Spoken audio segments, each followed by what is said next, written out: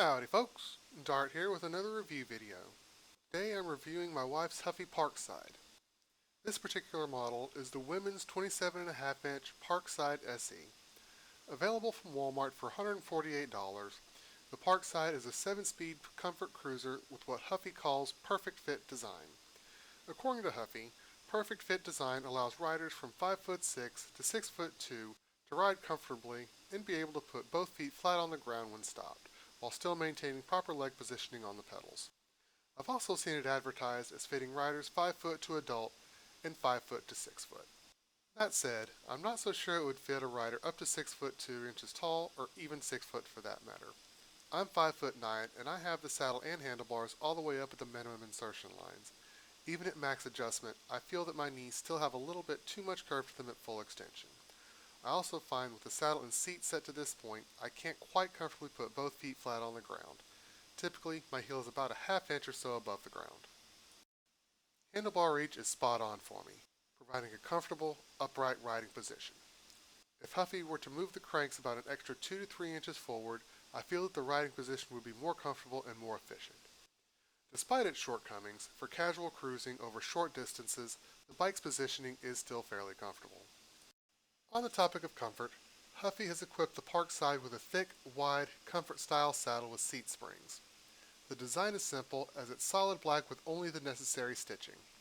The springs in the saddle soak up a majority of the bumps encountered on a sidewalk, paved bike path, or street. However, after a couple miles of riding it, it does become a little uncomfortable. Holding the seat post into the frame is a quick release lever for easy saddle height adjustment. Coming in at 42.5 pounds, the steel frame Parkside is no lightweight. This can make carrying, pushing, and climbing with the bike a bit of a chore. As for frame quality, it holds up well to me at 220 pounds, and the welds look mostly smooth, though there are some dips in the welds on a couple of spots. Moving to the front, it has a 1 1/8 inch straight steer tube. Going through the steer tube is a standard quill stem. For the handlebars, the Parkside is equipped with 700mm wide chrome steel bars that have a 3.5 inch rise. On the ends of the bars are Huffy branded rubber comfort grips, which I found to be pretty comfortable. Providing braking control are a pair of metal levers mounted in plastic bodies that provide ample leverage for easy stopping. Handling the shifting duties are Shimano RevoShift 7-speed twist shifters. The shifters change the gears through a Shimano SIS flat-faced derailleur. Shifting is a bit noisy and clunky, but it does shift reliably and without dropping the chain.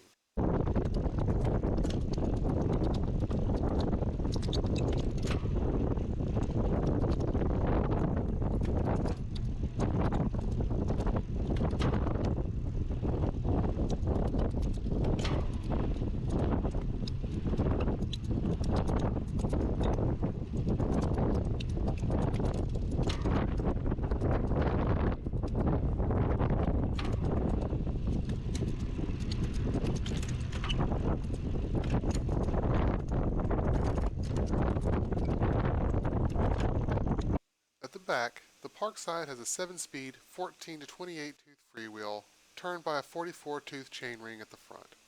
All this is turned by 170mm crank arms. Unfortunately, what this means is that in first gear, every time you complete one rotation at the pedals, the rear wheel is making 3 1/4 rotations. As a comparison, my mountain bike's rear wheel turns only 1.5 turns for every pedal rotation while in first gear. What this means for the Parkside is that going uphill can be a challenge, and you'll often be pushing it up on steeper hills.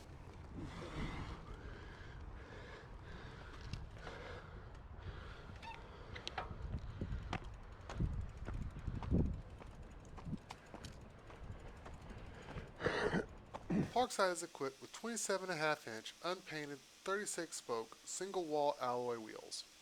These wheels are pretty light, and while not as strong as double-walled wheels you should find on mountain bikes, they are plenty strong for basic cruising duties.